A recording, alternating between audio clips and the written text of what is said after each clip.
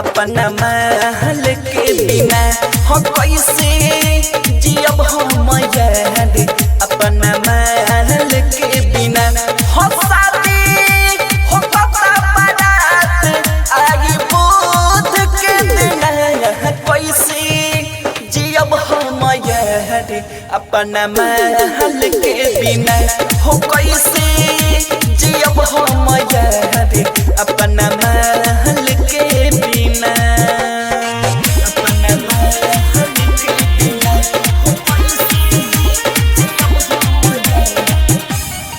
अपना महल के बिना हाईटेक रिकॉर्डिंग स्टूडियो पचपकड़ी।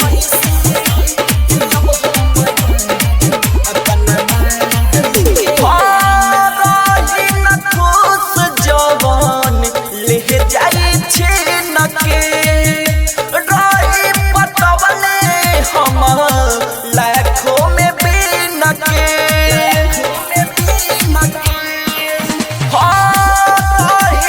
खुश जवान ले जाई छीन के रही पटवले हम लाखों में बिन के हौ कराया आगे बाटे फेल काजल करीना हम कैसे जियब हम यार अपना महल के बिना